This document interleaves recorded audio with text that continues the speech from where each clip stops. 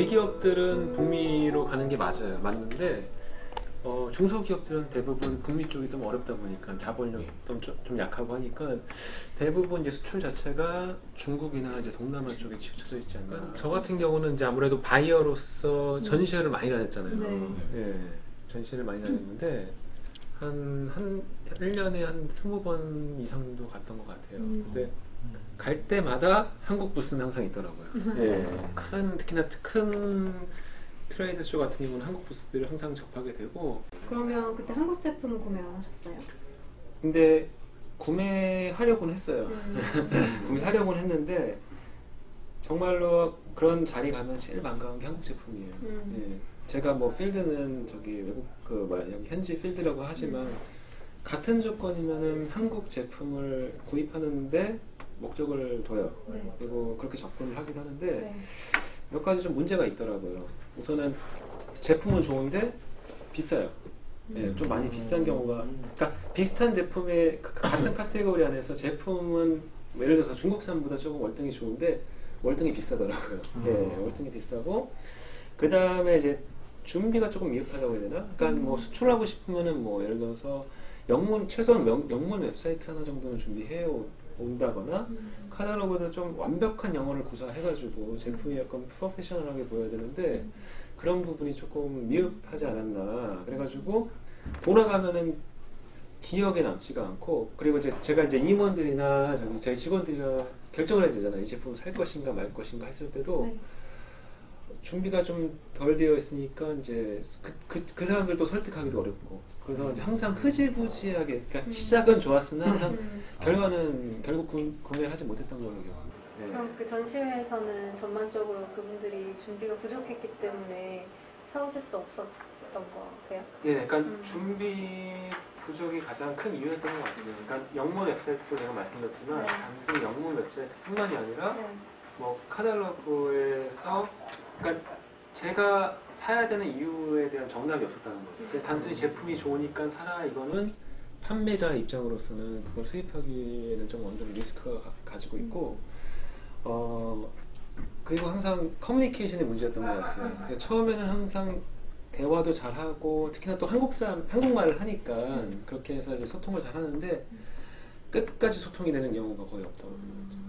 예, 근데 그게 어떻게 보면은 기대 차이가 있어서 그러지 않을까. 그러니까 한국 사람이니까 조금 더 많이 주문 좀 해주고 이러길 원했는데, 뭐 여기 사정상 저희는 한 제품을 고르더라도 어느 정도 시간이 걸리거든요. 시간이 걸리고 검토해야 되고 이게 알맞은 건지, 그리고 이게 과연 특히나 캐나다 같은 경우는 그 단순히 영어로만 제품을 패키징을 하는 게 아니잖아요. 불어도 들어가야 되고 인증 문제도 있고. 네. 예. 제일 중요한 건 이게 팔릴 수 있어야지 제가 사와야 되는데, 그거에 대한 이제 리서치하는 동안에 이미 이제 그 한국 업체들은 지쳐서 이제 소통이 좀 안 되는 경우가 많았어요. 예. 그럼 실질적으로 한국 업체분들이랑 회사에서 일하실 때 그 왔다 갔다 하면서 팔로우업을 하는 과정에 있어서 되게 어려운 부분이 많으셨나 봐요. 예, 그러니까 많았고, 그리고 이제 아까 지금 언급했지만 영문 웹사이트 문제도 있었지만 네. 제일 어려웠던 건 뭐냐면은 저는 정보가 필요했을 뿐인데 한국 기업들은 이걸 강요하시더라고요. 그러니까 제가 원하는 건 정보인데 기업들이 자꾸만 주려고 하는 거는 뭐 FOB 가격, 뭐 너희들이 한 컨테이너를 사면 얼마인데 5컨테이너 사면 얼마다. 이게 자꾸만 폴스를 하다 보니까 네. 제가 원한 거는 그냥 단순히 시장 조사를 위한 샘플, 그리고 그 반응을 보고 싶고 그 리서치를 하고 싶었던 것 뿐인데 자꾸만 구매를 강요하다 보니까 제가 많이 지쳤던 것 같아요.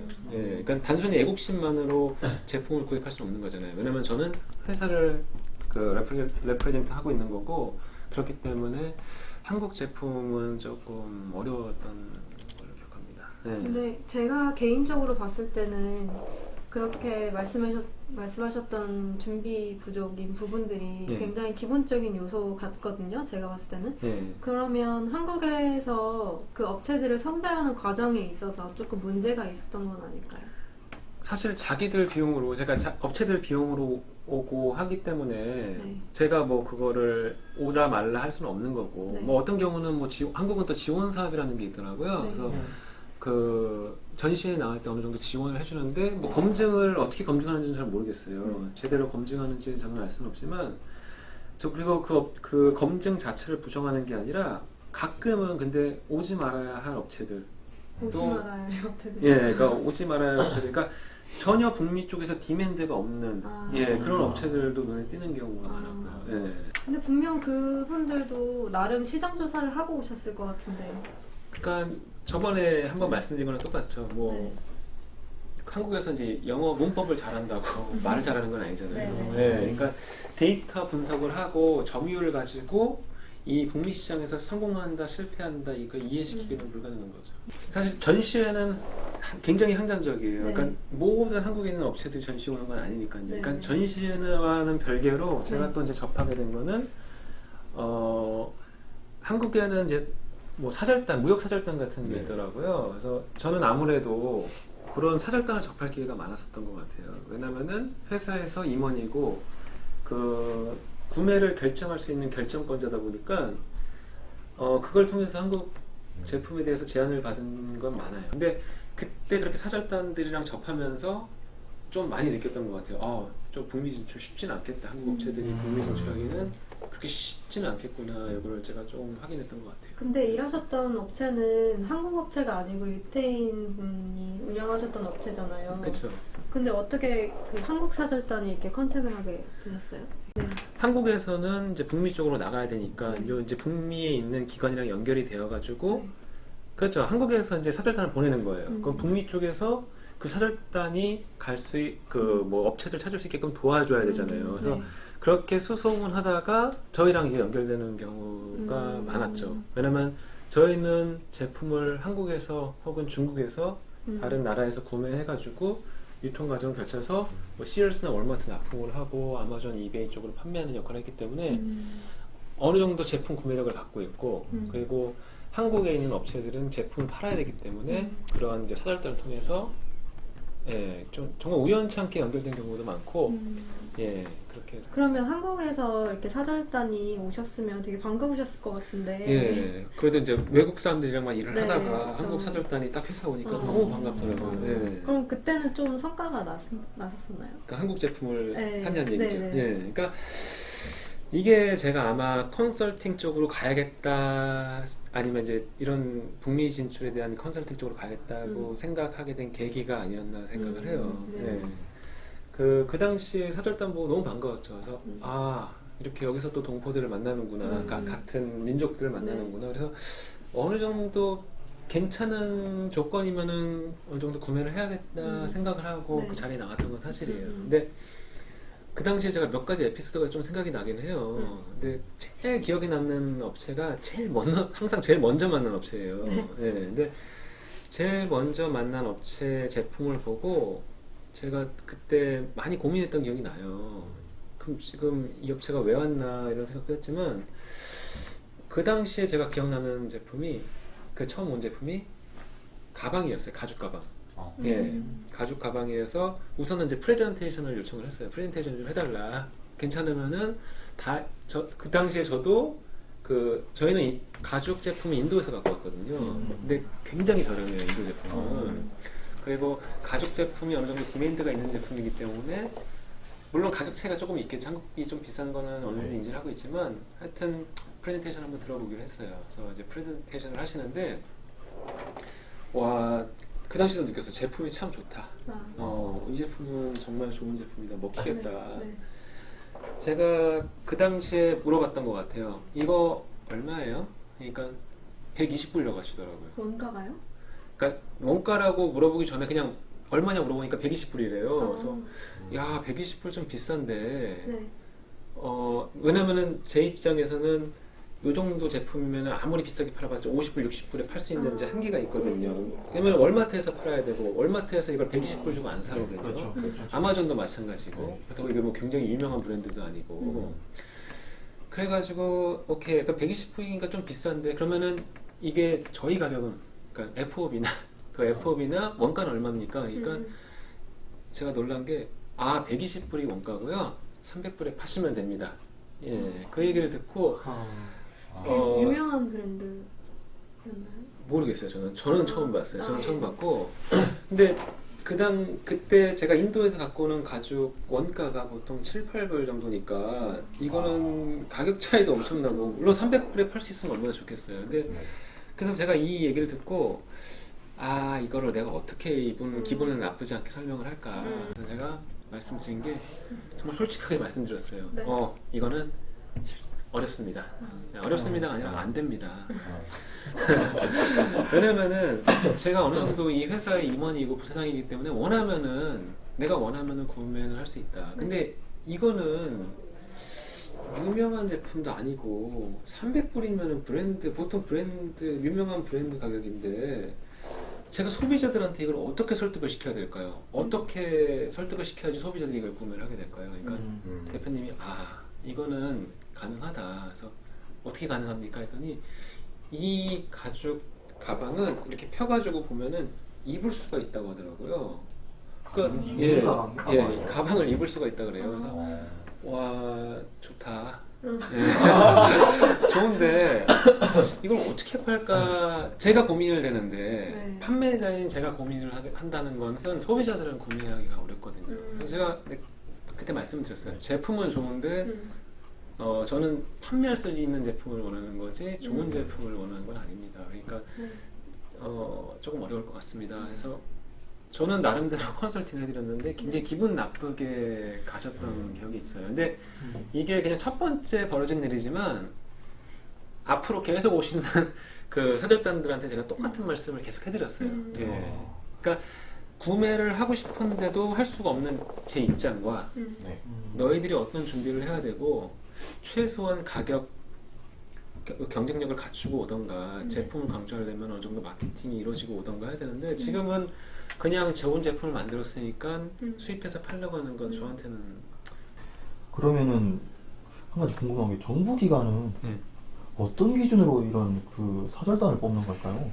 글쎄요, 저도 궁금하네요. 아마 이제 북미로 가고 싶어 하시는 업체들을 이제 선정하면서 거기서 이제 어느 정도 그 판단했을 때 가능성 있는 제품만 그래도 뽑은 게 아닐까 생각하는데 저도 그러니까 왜냐하면 전시회라는 거는 자기들이 돈이 있으면 나갈 수 있는 거 어느 정도 지원 사업을 받아서 나갈 수 있지만 어떤 업체들은 또 이제 그냥 자기네들 비용으로 나가긴 하는데 사절단이라고 하면 어느 정도 검증됐다고 생각을 해서 저도 기대를 많이 했던 건 사실이었죠.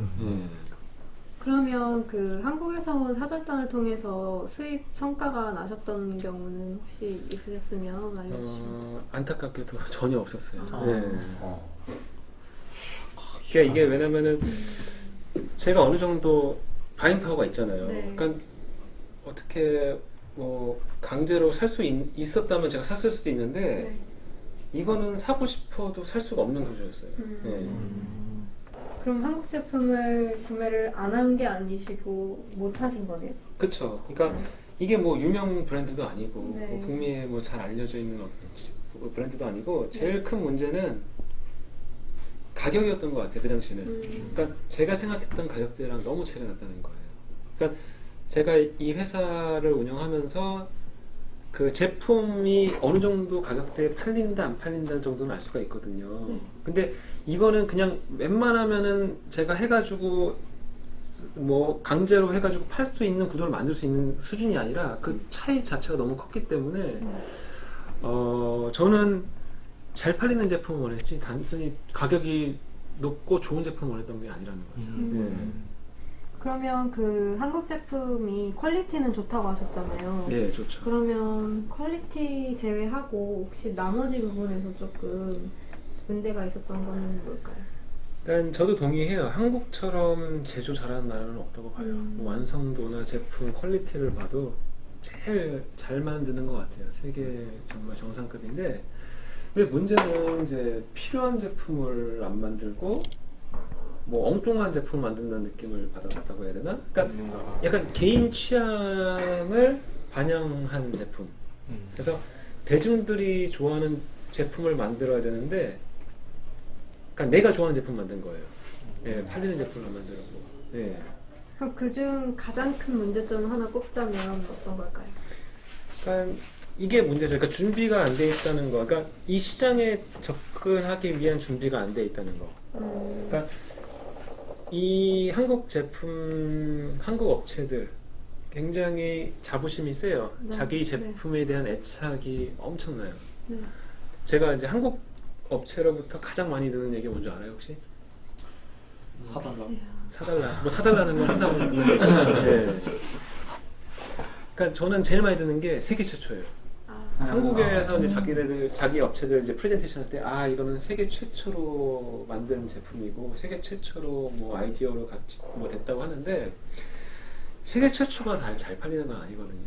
그러니까 아까 말씀드렸던 입는 가방이 세계 최초일 수는 있어요. 그분도 그러시더라고요. 이건 세계 최초로 입는 가방이다. 근데 바이어 입장에서는, 저도 그걸 가지고 재고를 만들면 안 되기 때문에, 바이어 입장에서는 세계 최초가 중요한 게 아니에요. 세계 최초가 아니더라도 하더라도 팔릴 수 있는 준비가 된 제품이 와야지 저희가 구매를 할 수 있고 이걸 가지고 지속적으로 판매를 할 수 있잖아요. 예. 네. 그럼 결국엔 시장 조사가 조금 미흡했던 거네요. 그렇죠. 그러니까 단순히 제가 이제 보고서 얘기를 하는 게 아니에요. 보고서 뭐 물론 분석 자료도 필요하고 몇 퍼센트의 점유율을 갖고 있고 이런 거는 충분히 필요하다고 생각을 해요. 근데 지금 당장 필요한 거는 이 제품이 이 시장에 몇 퍼센트 점유율을 갖고 있다 이런 것보다는 뭐 특히나 중소기업들이나 스타트업 같은 경우는 이베이나 아마존에 하나 올려서 이게 팔릴 수 있는지 보고 업체들한테 샘플을 먼저 보내보고 그 다음에 이 웹사이트가 자신들의 웹사이트가 구글에 검색되어 있는지 한번 보고 그 다음에 이게 하나라도 팔 수 있는지 제품을 하나 갖고 와서 현지인들한테 보여주면서 입혀보고 뭐 보여주고 이런 피드백을 받아오는 게 시장 조사지. 뭐 대기업들이야 뭐 돈이 많으니까 비싼 데이터들을 가지고 분석하고 한다고 하지만 중소기업들이 가지고 있는 제품 확신이랑 자부심만으로는 이런 큰 시장에 접근하기는 어렵다는 거죠. 그러면 중소기업이랑 스타트업 분들이 시장 조사를 하는 데 있어서 방법이 조금 올바르지 않다는 말씀이시잖아요. 그러니까 같은 시장 조사인데 어떤 건 단순히 페이퍼워크고 제가 강조드리고 싶은 부분은 페이퍼워크도 중요하지만 지금 당장 판매하기 위해서는 실질적인 시장 조사, 페이퍼워크가 아니라 실질적인 시장 조사가 좀 중요하지 않을까. 그러니까 하나 또 예를 들어보자면 저도 제가 아까 말씀드렸듯이 다 해봤어요. 모든 제품들을 다 소싱을 해봤어요. 뭐 액세서리부터 의류, 뭐 침구류 뭐 했는데 제가 기억나는 게 신발이에요. 신발 같은 경우는 이 신발이 체형이 틀리잖아요. 그렇죠. 발의 체형이 동양인들이랑 서양인이 틀린데 그러면은 최소한 여기 와가지고 동양인들의 발과 서양인들, 그러니까 저 같은 경우도 그러니까 한국에서 온 신발을 신으면 맞죠. 근데 서양인들은 그게 안 맞는 게 우리 볼이 좀 넓다고 하나? 그래가지고 같은 사이즈인데도 불편하거나 이런 경우가 있어요. 그러니까 그 체형을 좀 분석을 하고, 아니면은 이제 의류 같은 경우도 북미 쪽은 좀 루즈하게 입잖아요. 좀 넉넉하게 입는데 한국은 좀 타이트하게 입잖아요. 그런 체형 같은 것도 좀 분석을 해가지고 제품을 만들거나 뭐 때로는 화장품 같은 것도 예를 들자면은 피부색 자체가 틀려요. 한국 사람들은 황인족이고 뭐 백인들도 있고 여기 흑인들도 있는데 현지에 있는 그 사람들에 맞춰서 테스트를 하고 접근해야 되는데 한국 사람들의 기준으로 해가지고 제품을 만들어 놓고 그걸 가지고 만들어 놓고 들어오니까 시행착오가 생길 수밖에 없죠. 또 하나 또 예를 드리자면은 얼마 전에 상담했던 업체예요. 견과류예요. 그러니까 그런 건데 저는 먹어봤는데 맛있더라고요. 여쭤봤어요. 이게 혹시 이거 어떻게 하셨는지. 그러니까 당신들 자식들이 어린데 그 땅콩 견과류를 너무 안 먹는다고 하시더라고요. 그래서 그것 때문에 만들고 이걸 잘 만들어서 캐릭터화 해가지고 북미 쪽으로 이제 진출해 보려고 하신다 말씀하시는데 취지는 참 좋아요.